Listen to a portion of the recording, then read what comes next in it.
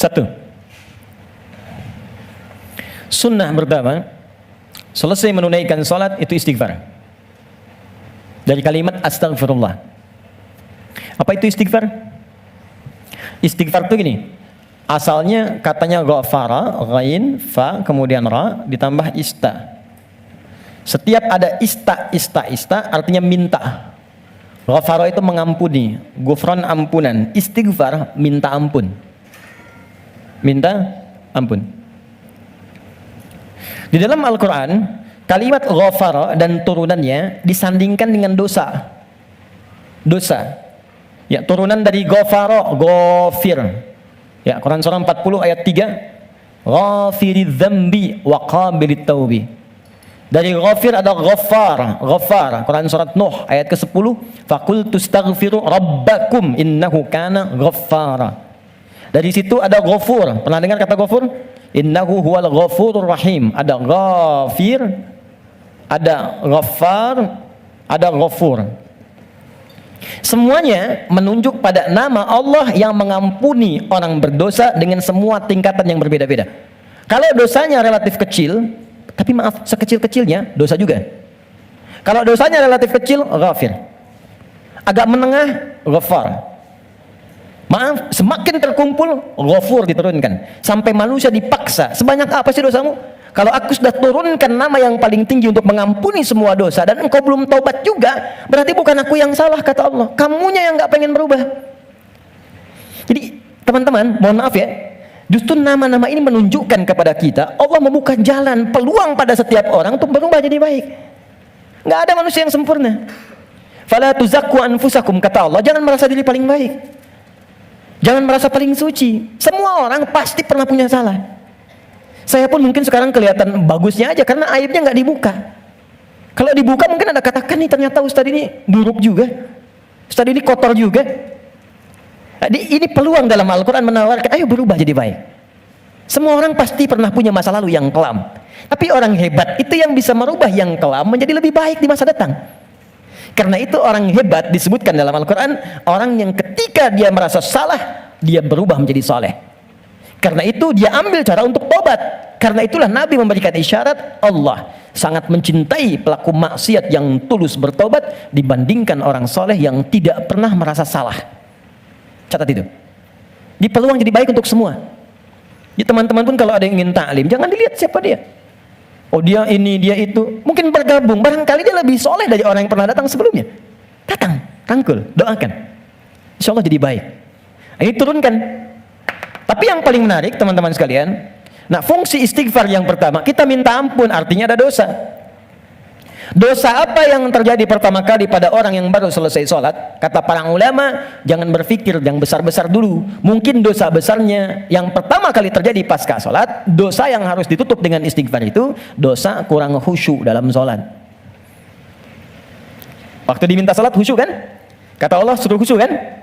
Wasta'inu bisabri wassalah wa innaha lakabiratun illa 'alal khasyin. Ayo salat, salat yang khusyuk. Hafidhu 'ala salati wa salatil wusta wa qumu lillahi qanitin. Quran surah kedua ayat 238. Kata Allah kalau kamu salat yang khusyuk ya. Tapi berapa banyak dari sekian salat yang khusyuk? Bahkan baru takbir sudah kurang khusyuk. Allahu akbar, katanya Allah yang akbar. Katanya Allah yang besar. Tapi kok tiba-tiba pekerjaan jadi besar? Update status jadi besar. Ya. Media sosial jadi besar, kendaraan jadi besar. Allahu Akbar ingat mobil, Allahu Akbar ingat IG, Allahu Akbar ingat Facebook. Berarti kan sudah keluar dari konten kekhusyuan, kan? Nah, kita bisa tutupi. Jadi yang kurang-kurang dalam salat itu, salah satunya diampuni oleh Allah kekurangan itu dengan istighfar. Jadi istighfar yang pertama kita lakukan bisa menutup kekurangan-kekurangan dalam salat yang kita kerjakan. Jadi kalau ada yang kurang khusyuk dalam salat, selesai itu dengan istighfar kita. Astagfirullah, astagfirullah, astagfirullah. Paham sampai sini? Oke, satu. Dua, bagaimana bacaannya?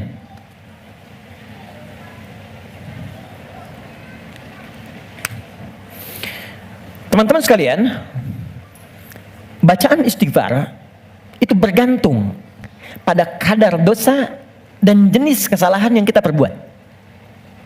Misal, kalau yang standar tadi, ini kan standar. Ingat cara membaca hadis Nabi itu begini, jangan pakai terjemahan. Lihat dengan ilmunya. Jadi kalau Nabi katakan ini bukan berarti harus begini saja, kalau yang lain tidak. Bukan. Kumpulkan dulu semua referensinya, baru kita lihat. Yang tadi, yang singkat, itu bacaan standar. Astagfirullah, astagfirullah, astagfirullah. Itu standar. Standar kita baca untuk menutupi kekurangan dalam sholat. Tapi kalau kita ingin memohon kepada Allah dengan istighfar itu real, nyata, menggugurkan dosa yang kita kerjakan, maka coba oleh antum diingat dulu, punya jenis dosa apa yang kita kerjakan dalam kehidupan. Saya beri contoh 3 dalam Al-Quran supaya nggak terlampau banyak ya. Dosa standar. Dosa standar. Apa dosa standar itu? Ya standarnya memang sering berdosa. Contoh, mata fungsinya apa? Oh kan? Lupa kan? Oh, sudah lupa suka nggak ingat memang. Mata itu untuk kita bukan melihat, tapi melihat yang baik-baik. Ingat, melihat yang baik-baik. Teruskan kalimatnya. Kalau melihat saja, semua dilihat. Tapi ketika Anda ikutkan melihat yang baik, berarti ada yang boleh dilihat, ada yang tak boleh dilihat. Yang baik itu yang dilihat. Ketika mata melihat yang tak baik, berarti salah. Kalau salah, berpeluang dosa. Gambar tak baik, nggak boleh dilihat. Tayangan tak baik, nggak boleh dilihat. Digi, maaf sekali kalau kurang menyenangkan kalimatnya, tapi karena saya sayang dengan Anda. Saya sayang, saya khawatir nggak bisa berjumpa di suatu saat nanti. Dan saya nggak tahu saya pun di mana. Tapi karena saya sayang pada Anda, saya sampaikan kalimat ini.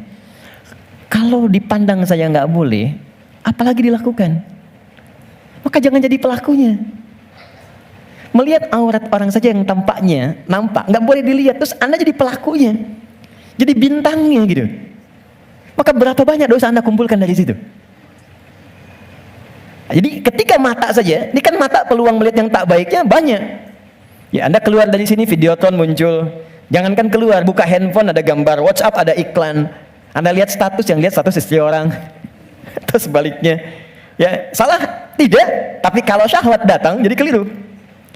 Salah bicara, coba tunjukkan pada saya. Sampai jam sekarang saja teman-teman, jam 11 ini, berapa kali mata salah lihat? Telinga salah dengar. Pikiran salah menangkap. Lisan salah bicara, sampai ujung kaki. Maka untuk menutup itu ada zikir standar yang kalau dibacakan kita memohon kepada Allah, lisan yang salah tempat, mata yang salah tempat, telinga yang salah fungsi bisa ditutup oleh Allah dosa-dosanya. Salah menempatkan sesuatu disebut dengan zalim namanya. Zalim itu keliru menempatkan sesuatu bukan pada tempatnya. Gelas untuk minum, gayung untuk mandi. Ada orang mandi pakai gelas, minum pakai gayung. Zalim. Mata melihat yang baik, ketika dipakai melihat yang tak baik, zalim namanya. Maka ada zikir untuk menutup perbuatan zalim dan minta rahmat kepada Allah untuk mengampuni dosa-dosa yang tertuang dalam perbuatan zalim itu. Itu di Quran surah ke-7 ayat ke-23. Dan zikir itu sudah diajarkan oleh Nabi Adam sejak pertama turun dari surga ke bumi. Rabbana zalamna anfusana wa illam taghfir lana wa tarhamna lanakunanna minal khasirin. Quran surah ke-7 ayat 23. Oke. Kalau teman-teman pengen baca untuk menutup dosa-dosa itu, kita tahu nih banyak dosa misal. Atau mohon maaf saya tes dulu atau saya tes lagi. Barangkali ada yang merasa dosanya masih sedikit. Yang nggak punya dosa hari ini siapa? Boleh angkat tangan. Oke. Yang sedikit. Yang banyak. Kayak saking banyaknya kita sulit angkat kan? Karena merasa ada, karena standar. Ini apalagi sekarang peluangnya banyak tuh. Saya barusan protes tuh di pagi tadi. Saya mengingatkan pada media-media. Kenapa sih sekarang banyak menampilkan yang buruk-buruk tayangannya? Sehingga jadi tutorial maksiat gitu. Sekarang maksiat tuh ada tutorialnya. Coba, Allahu Akbar. Saya di jalan aja mau ke sini, buka berita isinya pembunuhan, perampokan, gini itu. Apa nggak ada yang baik-baik diberitakan? Orang itu kan apa yang diberitakan, pasti itu yang dilihat. Jadi kalau Anda membuat tayangan bagus punya dilihat juga. Jadi kalau bisa bikin yang soleh, kenapa membuat yang salah? Kalau bisa membuat yang baik, teman-teman nih ya, misal Anda nih ikut project, bekerja di situ. Jadi kalau Anda semuanya kompak kerjakan yang baik, ya kan ikut kok semuanya. Siapa mau mainkan yang buruk-buruk? Jadi kalau kita bisa mengerjakan yang mulia, kenapa harus mencari sesuatu yang tidak baik? Nah, sekarang kita sendiri ketika mengerjakan diingat, ini baru hari ini, belum sebelumnya. Di begitu kita ingat, kita ingin tutupi, mohon izin, saya mungkin kalimatnya kurang menyenangkan. Setiap kita akan yakin akan meninggal. Pasti akan wafat. Pasti. Teman-teman pernah ingat nggak? Kita mengaji dari tahun berapa? Sampai sekarang. Coba hitung satu-satu di antara kita. Apakah ada yang selama kita awal mengaji masih ada orangnya sekarang? Mungkin sebagian sudah nggak ada. Mungkin kita salatkan sama-sama bahkan. Atau kalau bukan dia, kerabatnya yang pulang duluan. Dan kita akan menyusul. Dan kita yakin suatu saat kita akan disolat, kita akan pulang. Nah sekarang kita yakin kita akan wafat, tapi kita nggak punya bekal untuk pulang. Anda mudik bulan Ramadan aja, ke Idul Fitri, Anda nggak punya bekal, kan nggak berani mudik Anda. Kenapa nggak mudik Pak? Nggak ada bekal. Sekarang kita mau kembali kepada Allah dan Anda merasa, kita merasa kurang bekal. Bagaimana cara kita pulang? Maka yang standar tadi kita perbaiki. Maaf, kan tidak ada aibnya kita istighfar. Jadi baik itu salahnya apa sih? Mata kan sama-sama melihat juga, telinga sama dengar juga. Jadi kalau kita bisa mendengar yang baik, kenapa harus mengerjakan yang tidak baik? Maka kita koreksi, kita bacakan Rabbana zalamna anfus. Ya Allah, kami selama ini salah. Anfus itu diri. Saya salah menempatkan tubuh saya. Saya mengakui mata saya salah lihat. Saya mengakui telinga saya salah dengar. Sampai ke kaki saya, Allah, saya mengakui itu semua. Wa illam taghfir lana ghafar. Dan saya mohon ya Allah, kalau kau nggak ampuni dosa aku ini saat ini, wa tarhamna, nggak rahmati aku, nggak sayangi aku dengan ampunanmu, lanakunanna minal khasirin. Aku takut kalau pulang aku rugi. Aku takut kalau wafat sekarang terus aku masih banyak. Itu minta. Ini yang pertama. Maka dari itu, Anda boleh bacakan itu. Kalau standar tadi, astagfirullah, astagfirullah, astagfirullah. Jadi yang dimaksud baca astagfirullah itu yang standar. Untuk menutup yang salat. Jadi kalau Anda sudah bacakan itu astagfirullah, astagfirullah, astagfirullah, kemudian Anda ingin spesifik mengoreksi diri Anda, Rabbana zalamna anfusana wa illam taghfir lana wa tarhamna lanakunanna minal khasirin. Paham? Satu. Dua, saya beri contoh yang lain.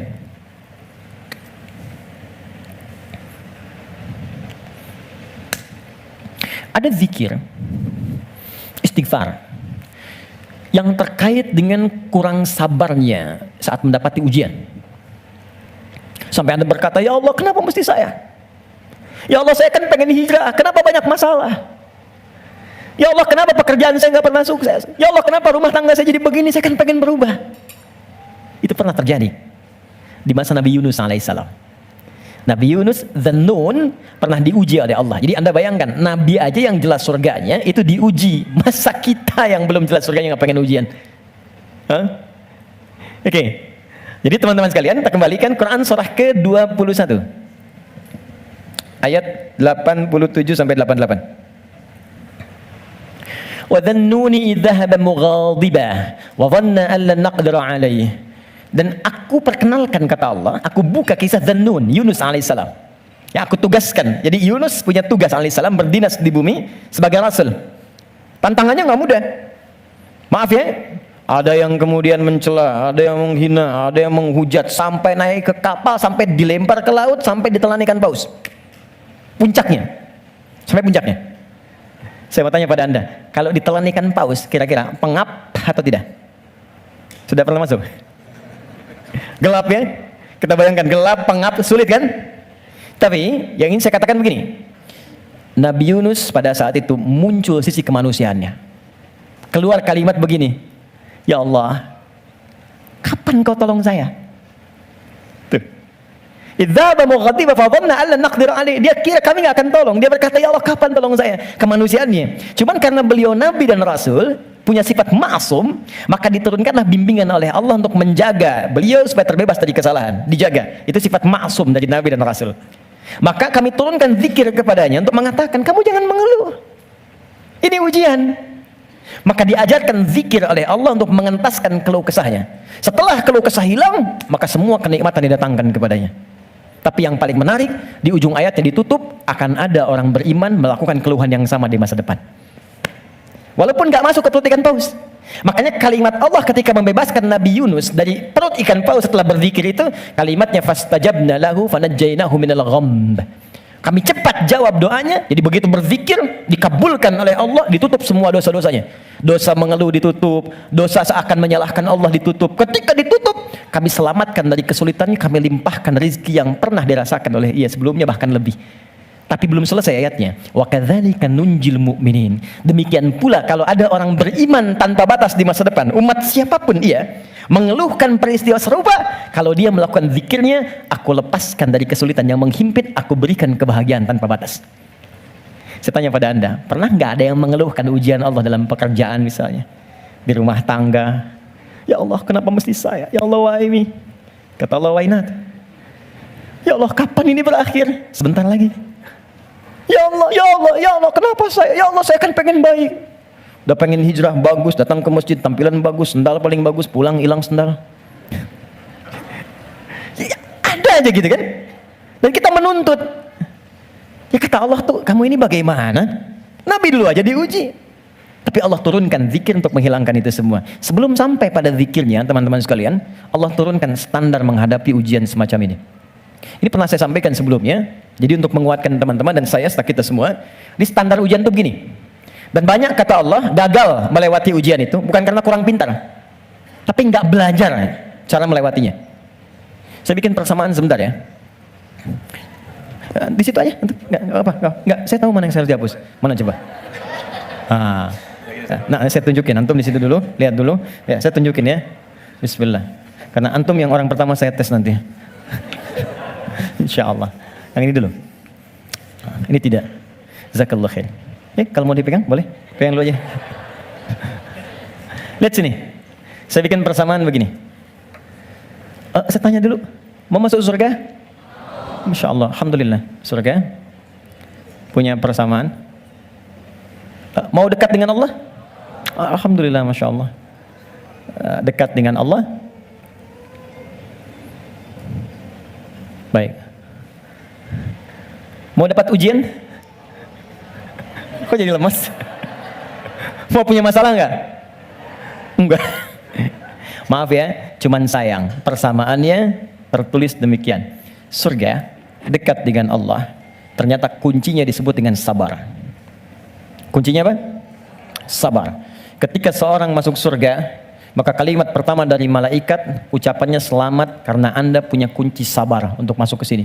Itu di Quran surah ke-13 ayat 24. Salamun alaikum bima sabartum fa ni'ma uqbaddar. Selamat Anda sabar. Karena punya sabar, Anda bisa menikmati segala kenikmatan yang telah dipaparkan di surga ini. Yang ingin dekat dengan Allah, ternyata kuncinya pun serupa, sabar. Dalilnya Quran, surah kedua, ayat 153. Innallaha ma'as sabirin. Allah bersama orang-orang sabar. Di saya membuat persamaan begini, surga sama dengan dekat dengan Allah, sama dengan sabar. Sekarang, persamaan sabar dalam Al-Quran, sabar bersanding lurus dengan ujian. Dengan masalah. Ujian. Masalah.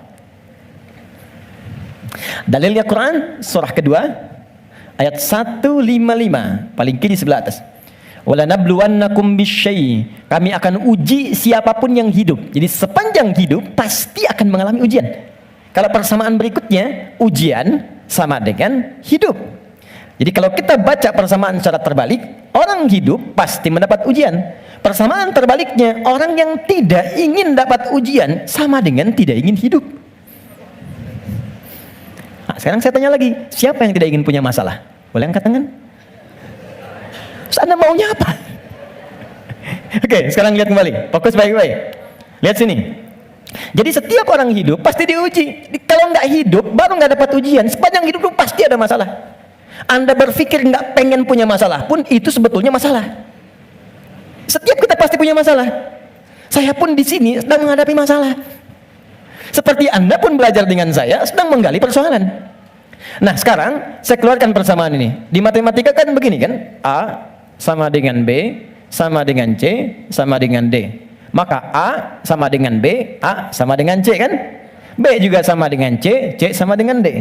Kita turunkan ini. Surga sama dengan dekat dengan Allah, sama dengan sabar, sama dengan ujian. Maka kalau kita turunkan, orang yang mau pengen ke surga sama dengan ujian. Pengen dekat dengan Allah sama dengan ujian. Pengen sabar sama dengan ujian. Jadi kalau Anda ingin mendapatkan surga, pasti dapat ujian. Karena surga itu kunci untuk mendapatkan nikmat Allah. Dan untuk mendapat nikmat Allah, sabar. Untuk sabar, ada ujian. Jadi ujian itu kunci untuk ke surga. Ujian itu kunci untuk dekat dengan Allah. Ini makanya berbahagialah ketika sedang punya masalah. Artinya itu mendekatkan Anda untuk dekat dengan Allah. Coba ibu kalau nggak diuji dengan perilaku suami yang kurang menyenangkan, ibu nggak akan mungkin nikmat tahajud malam hari minta sampai berderai air mata. Kenapa jadi ketawa? Antum kalau nggak diuji dengan ujian pekerjaan, nggak akan nikmat antum puasa. Bukankah tahajud datang saat pekerjaan mulai macet? Saat akhir bulan uang belanja belum keluar? Baru kan mulai, ya Allah. Terus puasa, terus baca Quran. Di kadang-kadang ujian itu muncul supaya kita bisa menikmati kedekatan dengan Allah. Di ketika Anda mengatakan, ya Allah, aku ingin ke surga Firdaus. Baik, nih ujian. Ini masalah. Cuman supaya gampang mengatasi itu, diturunkanlah fikihnya, muncul caranya.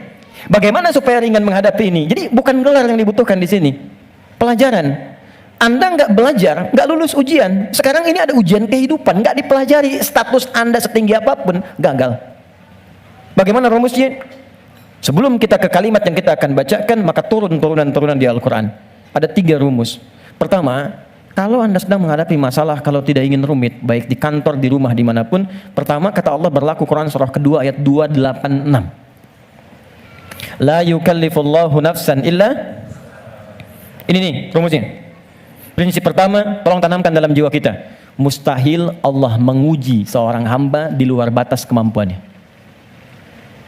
Kalau kita bahasakan ini ke dalam bahasa psikologi, itu akan menenangkan jiwa kita.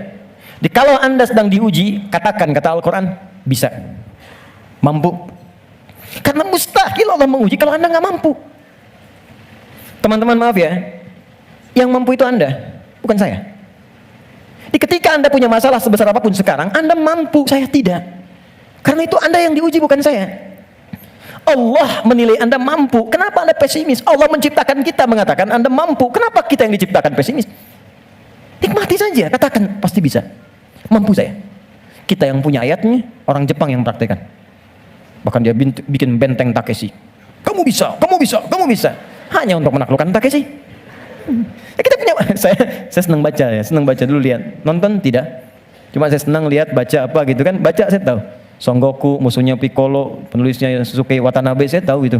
Ya. Jadi tapi bacaan saja ya. Liverpool kalah 2-0 sama Chelsea, saya tahu nih. Nah, balik sini. Kembali ke awal tadi. Jadi ya itulah ujian. Kita mampu. Yang kedua, rumus kedua, Quran surah kedua Al-Baqarah di pertengahan ayat. Ya, yuridullahu bikumul yusra wala yuridu bikumul usra. Paling gampang al-insyirah, inna ma'al usri. Itu secara psikologis itu akan menguatkan kita. Dikata Allah, kalau engkau sedang punya masalah, katakan pada dirimu, pasti mudah. Pasti ada solusinya. Kalau diri kita begitu, itu akan ringan menghadapinya. Maaf ya, dibandingkan Anda menulis status, nggak akan selesai. Ternyata kamu tidak seperti yang aku kira. Capek. Udah aja, pasti selesai, pasti bisa. Nah sekarang persoalannya, cara kita mengatasinya, ikhtiarnya bagaimana sekarang? Nah supaya kuat, maka kadang-kadang ada tindakan yang keliru. Kadang mengeluh, kadang curhat nggak jelas, kadang cerita ke orang, alih-alih kemudian kita mengadu kepada Allah, atau puncaknya malah menyalahkan Tuhan. Maka diturunkanlah oleh Allah sebuah zikir lewat lisan Nabi Yunus alaihissalam, yang kalau dibacakan seketika Allah tenangkan keadaan jiwa, dibuang keluh kesah, dan langsung diberikan jalan terbaik untuk mendapatkan nikmat yang diharapkan. Apa bentuk zikirnya? Quran surah ke-21 ayat 77-nya. Wa nada fil zulumati alla ilaha illa anta subhanaka inni kuntu minadh.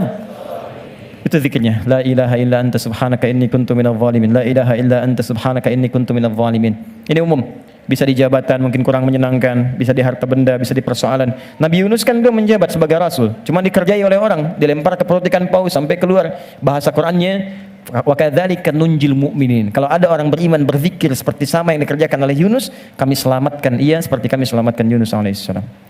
Boleh dikerjakan pasca salat. Langsung perintahnya di Al-Quran. Jadi kalau secara pribadi bacakan Rabbana zalamna anfusana, zikir terkait tadi bacakan ini. Bonusnya ada juga kan penyakit yang suka memvonis diri. Ya Allah, aku kok malah sakit begini? Kenapa mesti aku yang sering tahajud, sering puasa? Kenapa begini? Lakukan zikir Nabi Ayub alaihissalam. Bukan hanya diberikan ketenangan pada jiwa, bahkan diberikan kesembuhan. Diberikan kesembuhan. Saya berani mengatakan ini karena saya coba praktekkan di kalangan teman-teman spesifik. Dan hatinya 100%. 100%. Ini ada saudara kita yang sedang ikut karantina dari Goa. cukup jauh, Makassar ke sana. 30 orang. Rata-rata di atas 50 tahun. 53, 57, sekian. Sekaligus pendidikan imam. Sekarang di Sukabumi. Ada di antara mereka yang matanya satu nggak ngelihat. Satu. Coba saya sampaikan pesan Al-Quran ini, saya datang, saya kunjungi ke sana, saya sampaikan, begini cara menghafal, Anda bacakan doa ini, sebelum menghafal ini, setelah menghafal ini. Kalau ada hajat khusus, cari di Al-Quran. Saya tunjukkan beberapanya. Tahu apa yang terjadi? 2-3 hari ke belakang, saya dapat berita, ternyata yang nggak melihat ini, hari pertama, kedua, ke-13, ke-14, ke-15, tiba-tiba remang-remang melihatannya. Begitu masuk hari selanjutnya, dia buka kamar mandi, masih pakai handuk, langsung ada cahaya. Ini nyata. Kelihatan semua benda yang di situ. Bisa melihat kembali. Dia keluar seketika, dia langsung sujud. Bersyukur kepada Allah Subhanahu wa ta'ala. Ini kisah nyata, saya tidak mengarang. Nanti mungkin sebentar lagi ke depan akan kita sampaikan untuk share kepada yang lain. Ada kemuliaan. Jadi kalau makhluk mengatakan mustahil, itu tanda dari Khalik, tinggalkan makhluk, minta pada Allah. Nah, ada zikir Nabi Ayyub alaihissalam untuk menghilangkan keluh kesah ketika sakit. Itu di Quran surah ke-21 ayat 83 sampai 84. 84 jawabannya. Wa ayyuba idz nada rabbahu, zikirnya anni massaniya dhurru wa anta arhamur rahimin. Allahumma anni massaniya dhurru wa anta arhamur rahimin. Ya Allah, penyakit ini sudah mengganggu saya, melukai saya, sedangkan Kau yang paling sayang kepada saya. Kalau yang paling sayang saja tidak menyembuhkan saya, kepada siapa lagi saya mesti meminta? Oke, jadi itu ya. Itu zikir pasca salat. Kalau ingin standar, silakan. Astagfirullah, astagfirullah, astagfirullah. Allahumma antas salam, minkas salam, tabarakta ya dzal jalali wal ikram. Kalau ada kebutuhan tertentu, silakan pilih. Ya, sesuai dengan standarnya. Kalau tobat umum dengan ini ingin dipanjangkan, silakan. Astagfirullahal azim, alladzi la ilaha illa huwal hayyul qayyum wa atubu ilaih.